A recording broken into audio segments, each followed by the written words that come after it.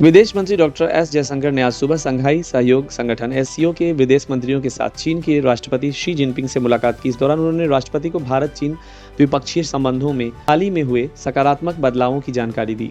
जयशंकर ने राष्ट्रपति द्रौपदी मुर्मू और प्रधानमंत्री नरेंद्र मोदी की ओर से शुभकामनाएं भी शी जिनपिंग को पहुंचाई और उन्होंने सारी detail social media platform x पर भी लिखा। अपनी चीन यात्रा के दौरान विदेश मंत्री जयशंकर ने विदेश चर्चा में सीमा विवाद, व्यापार में प्रतिबंध और जन संपर्क की बहाली जैसे मुद्दों को लेकर स्पष्ट दृष्टिकोण अपनाने की आवश्यकता पर जोर दिया गया। चीनी विदेश मंत्री वांग यी से भी विस्तार से बातचीत की। इसके अलावा उन्होंने चीनी राष्ट्रपति हान झेंग से भी भेंट की और चीन की एससीओ अध्यक्षता के लिए भारत का समर्थन दोहराया। ध्यान देने योग्य बात यह है कि यह जयशंकर की 2020 की गलवान घाटी झड़प के बाद पहली चीन यात्रा है जब भारत चीन संबंधों में भारी तनाव आ गया था। इससे पहले रक्षा मंत्री राजनाथ सिंह और राष्ट्रीय सुरक्षा सलाहकार अजीत डोभाल भी इसी वर्ष जून में एससीओ मीटिंग के सिलसिले में चीन गए थे। उम्मीद की जा रही है कि अगले महीने वांग यी भारत का दौरा करेंगे ताकि दोनों देशों के सीमा विवाद को सुलझाने की प्रक्रिया को आगे बढ़ाया जा सके।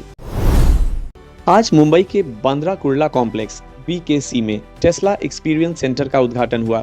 इस मौके पर महाराष्ट्र के मुख्यमंत्री देवेंद्र फडणवीस ने टेस्ला के भारत आगमन का गर्मजोशी से स्वागत करते हुए कहा, टेस्ला ने न सिर्फ सही समय पर बल्कि सही शहर और सही राज्य का चुनाव किया है।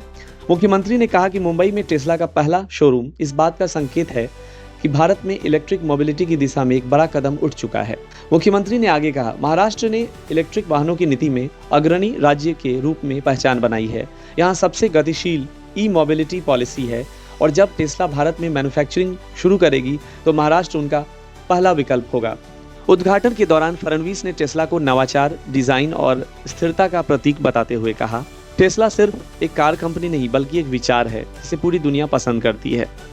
इसके साथ उन्होंने ये भी बताया कि मुंबई में 4 बड़े चार्जिंग स्टेशन लगाए जा रहे हैं और टेस्ला जल्द ही अपना लोकप्रिय मॉडल Y भारत में लॉन्च करेगी। समाप्ति पर मुख्यमंत्री ने आश्वासन दिया, मुंबई और महाराष्ट्र टेस्ला के इस सफर में उसके मजबूत साझेदार रहेंगे। टेस्ला शुरुआत में केवल इंपोर्ट और सेलिंग के मॉडल पर काम करेगी, जबकि भविष्य में मैन्युफैक्चरिंग के रास्ते भी खोले जा सकते हैं।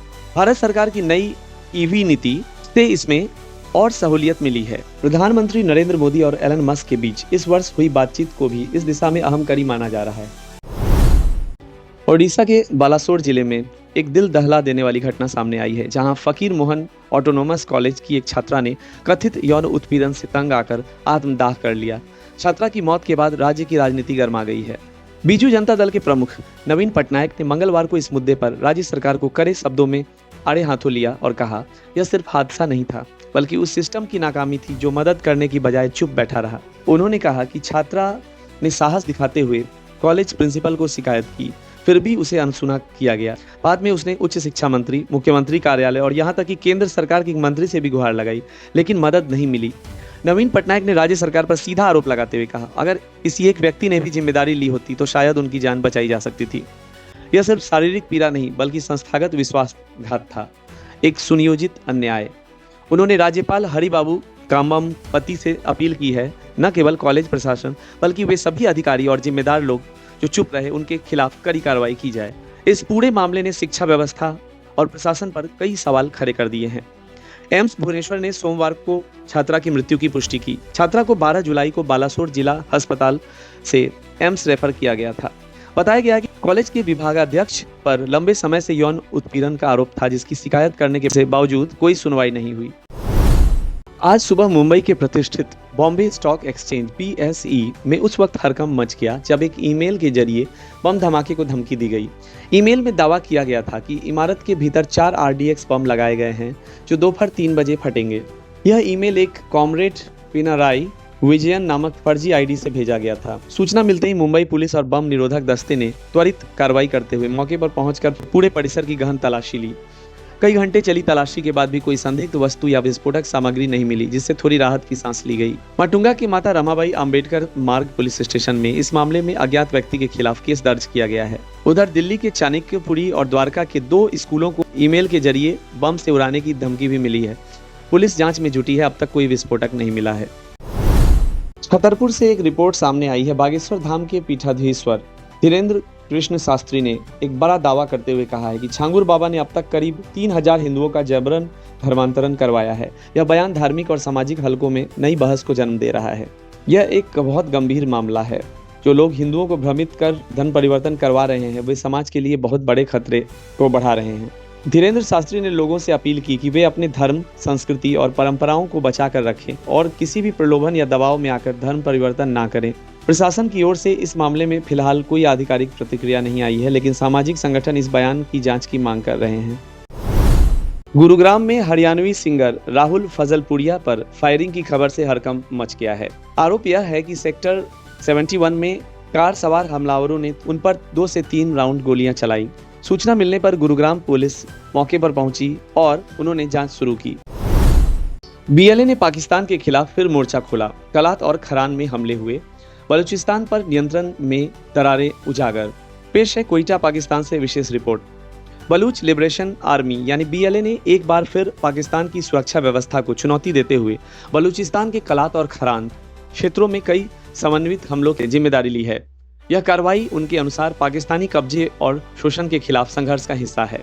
बीएलए प्रवक्ता आजाद बलोच के हवाले से बताया गया कि 11 जुलाई की रात को क्वेटा कराची आरसीडी हाईवे पर दस्त गोरान के पास बीएलए लड़ाकों ने एक रणनीतिक नाकाबंदी अभियान चलाया।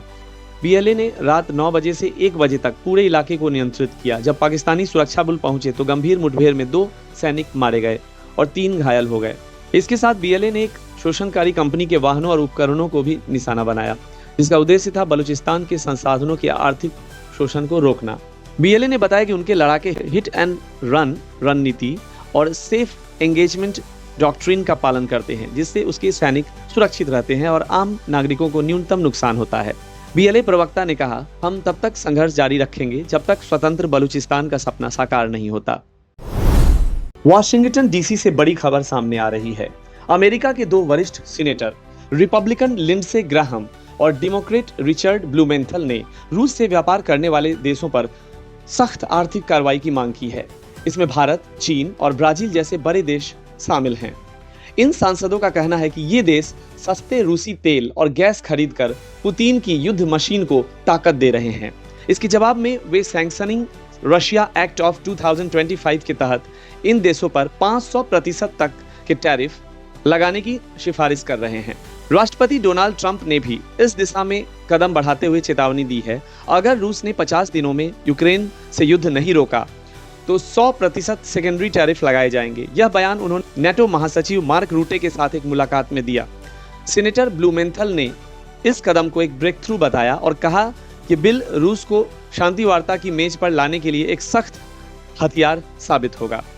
भारत की ओर से विदेश मंत्री एस जयशंकर ने प्रतिक्रिया देते हुए कहा कि अमेरिकी सांसद ग्राहम से लगातार संवाद हो रहा है और भारत अपने ऊर्जा और सुरक्षा हितों को लेकर स्पष्ट है। रूस यूक्रेन युद्ध को लेकर अंतर्राष्ट्रीय दबाव बढ़ता जा रहा है और भारत समेत कई देशों को अब अपनी रणनीति पर गंभीरता से पुनर्विचार करना पड़ सकता है। बॉलीवुड अभिनेत्री सारा अली खान इन दिनों अपनी फिल्म मेट्रो इन दिनों की सफलता से बेहद खुश हैं। यह फिल्म दर्शकों और आलोचकों दोनों से अच्छी प्रतिक्रिया पा रही है। सारा ने कहा कि यह फिल्म उनके लिए भावनात्मक रूप से बहुत खास रही है, क्योंकि इसमें उन्होंने एक आधुनिक युवा लड़की का किरदार निभाया है जो रिश्तों, करियर और जिंदगी की उलझनों से जूझती है। फिल्म में उनके अभिनय की काफी सराहना हो रही है। सारा ने सोशल मीडिया और इंटरव्यूज में दर्शकों का शुक्रिया अदा करते हुए कहा, आप सभी के प्यार और समर्थन से दिल भर आया है। मेट्रो इन दिनों मेरे दिल के बेहद करीब है। उन्होंने निर्देशक अनुराग बसु और अपने सह कलाकारों का भी आभार व्यक्त किया और कहा कि इस फिल्म का हिस्सा बनना उनके लिए एक सीखने और महसूस करने वाला अनुभव था। सारा अली खान फिल्म मेट्रो इन दिनों की सफलता से काफी उत्साहित और आभारी हैं। वह मानती है फिल्म उनके कैरियर की एक खास उपलब्धि है और दर्शकों से मिले प्यार ने उनके हौसले को और भी बढ़ा दिया है।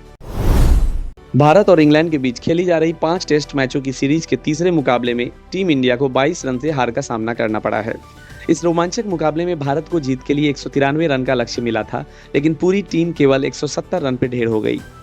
एक छोर पर रविंद्र जडेजा ने मोर्चा संभालते हुए नाबाद 61 रन की बहुमूल्य पारी खेली, मगर बाकी बल्लेबाज अंग्रेज गेंदबाजों के आगे टिक नहीं सके। भारत की दूसरी पारी में गिरावट की शुरुआत पहले ही ओवर से हो गई, जब यशस्वी जायसवाल बिना खाता खोले आउट हो गए। राहुल ने 40 रन बनाए, लेकिन गिल, पंत और रेड्डी सस्ते में पवेलियन लौट गए।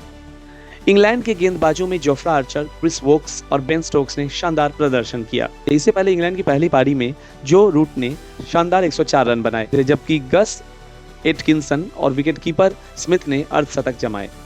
जवाब में भारत की पहली पारी भी शानदार रही, जहां केएल राहुल ने 100, ऋषभ पंत ने 74 और जडेजा ने 72 रन बनाए।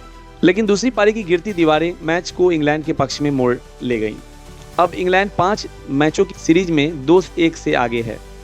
अगला मुकाबला 23 जुलाई को मैनचेस्टर में खेला जाएगा। क्रिकेट की हर खबर के लिए जुड़े रहिए हमारे साथ।